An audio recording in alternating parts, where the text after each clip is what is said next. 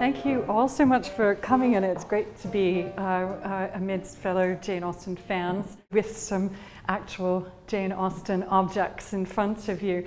I thought it might be a good idea first to start off to say, well, why is Jane Austen here in an exhibition that is really about the musical climate of early colonial Australia, what was here before settlers arrived, and what changed as a result of their coming here. So what does Jane Austen have to do with that? As far as we know, she never came to Australia.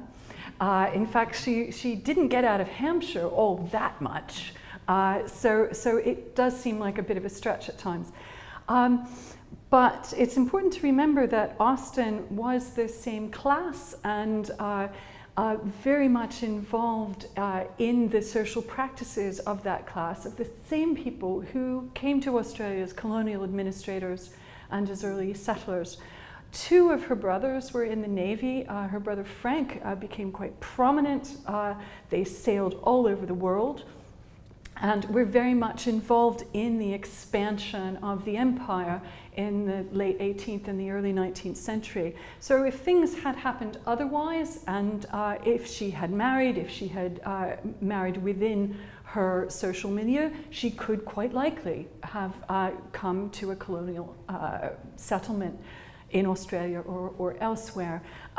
In the olden days, people used to think of Austen as a domestic novelist, but as I'm sure you all know, more recent understandings of her work very much place her in this climate of global expansion and global trade, and there is a lot of resonance in her novels about those things, and particularly, as you know, about the Navy, persuasion being the obvious example. So we've put her next to one of her exact contemporaries, Elizabeth Macarthur, who did come out to Australia, and who brought with her those same musical practices that were associated with the gentry class in that period. So these two women would have understood the meanings of the music that they made and the association of that music with ideas of home. Since you've all read Austen's novels, and possibly it's always scary talking to groups like this because you know the novels so well, and I have people saying, you know, on page 55 of it's like, okay, yes. But as you know, she wrote lots of musical scenes. There are abundant musical scenes in pretty much every novel, and they reflect the music-making practice of her social class and Elizabeth Macarthur's social class. It's a time when debates over female education are very, very prominent, and you have people publishing and debating about whether women should be educated at all, if they're educated, what they should be educated in, what subjects they should study, to what degree, to what extent, and so on. And music fits very clearly into this debate as part of what was known as the accomplishments, those subjects that were considered to be appropriate for young women to study. Early feminists, such as Mary Wollstonecraft, were very much against the limitation of women's educational activity to the accomplishments. And we find Jane Austen in Pride and Prejudice intervening directly in that debate with a conversation about women who can speak foreign languages, who can dance, who can play music, who can sing. And she and Darcy, of course, conclude that that's nothing unless you also read books and you also cultivate your mind. So that's a direct intervention in that debate about gentility and the relationship of music to gentility and to female education. So what do you have here? Those of you who were really interested in following up around Jane Austen's music, we've put all of these books online. They've been digitized, and so you can flip through them. Unfortunately, you can't pull them out of the cases today and look through them, but you can do it online. If you Google Austen family music books, you can see all of the extant music books that belong to her family that we've been able to track down. About 8 of those belong to Austen herself. and the others belonged either to the generation before her, so they were books that she knew growing up, or books that belonged to her sisters-in-law, Eliza de Faïd and Elizabeth Bridges. So they were books that she also knew well. And the ones that we've brought here, we've brought for particular reasons. These two are manuscripts copied in Jane Austen's hand. So these represent pre-printed music books that just had the lines into which you copied your favorite pieces.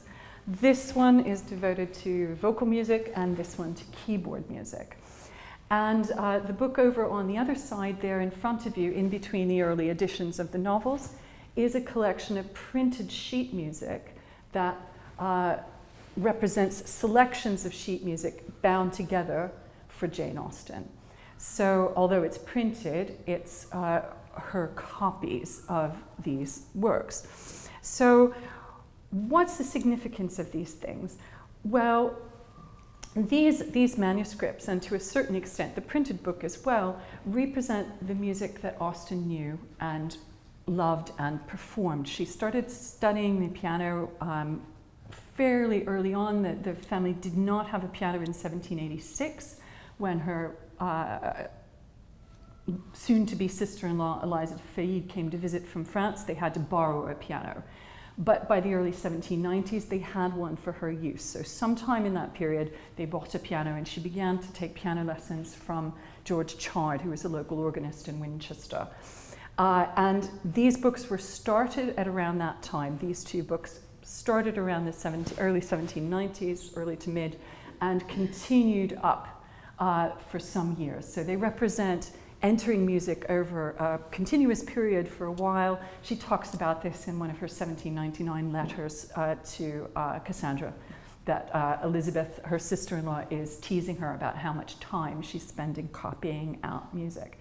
So why would you do that?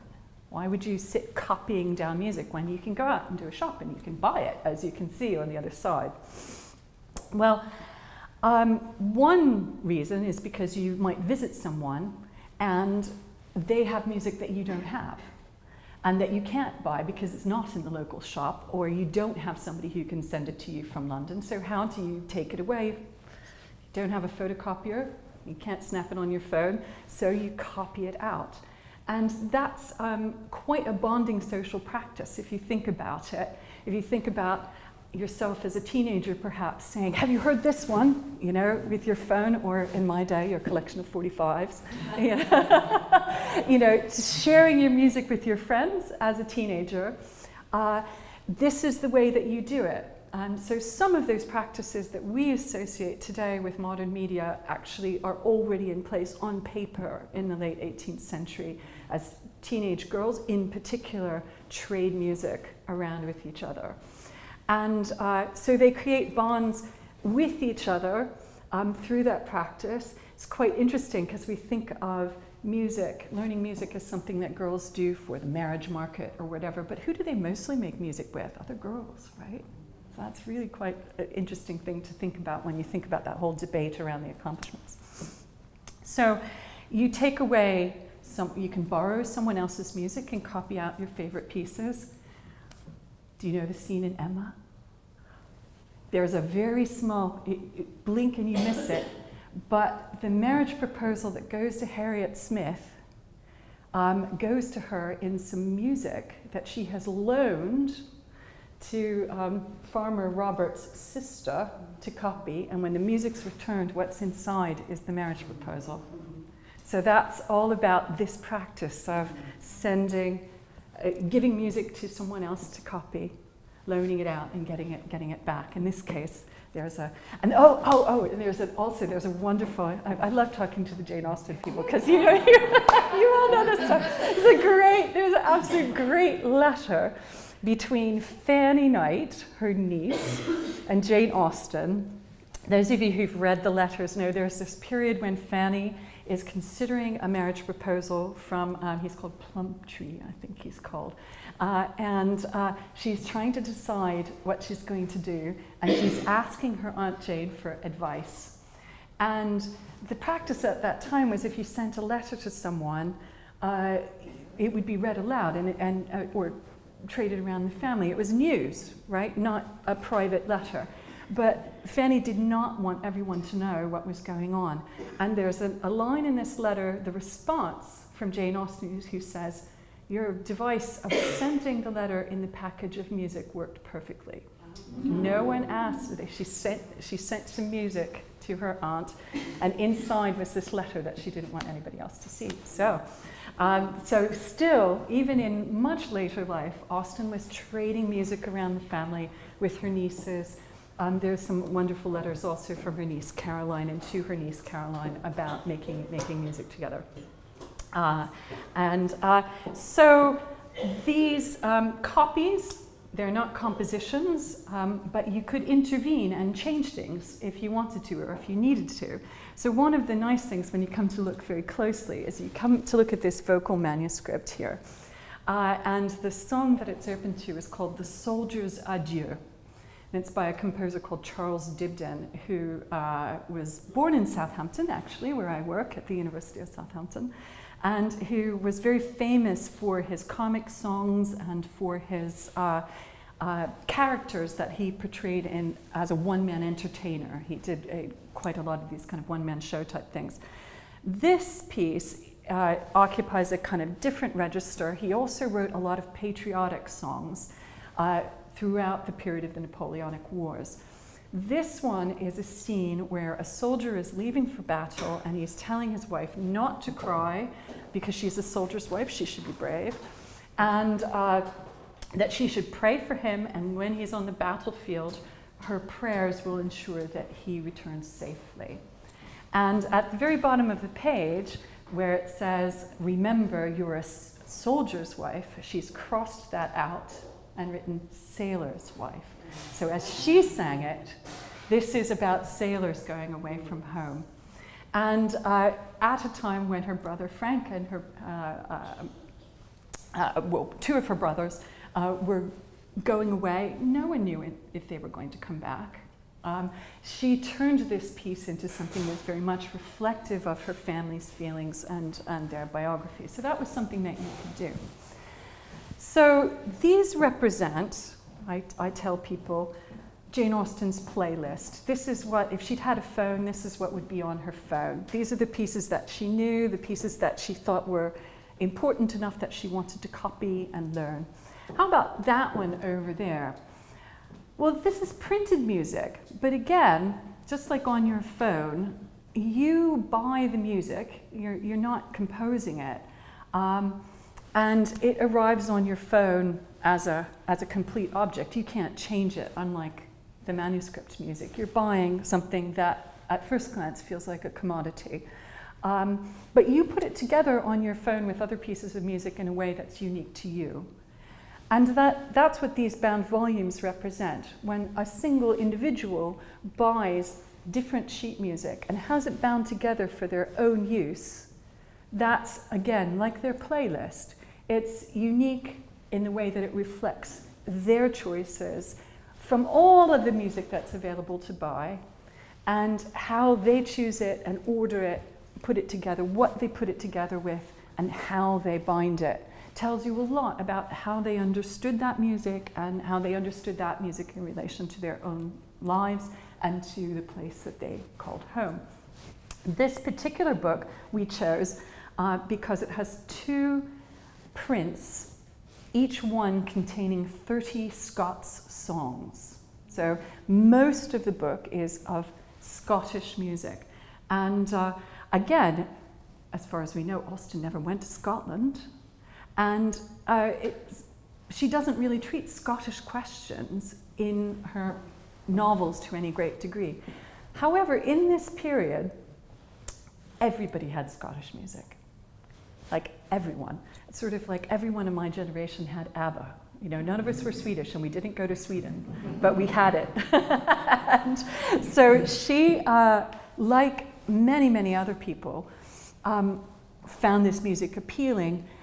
It's part of a fashion in the 18th century for collecting traditional Scottish music that starts much earlier in the 18th century and gets a lot of impetus from the Act of Union.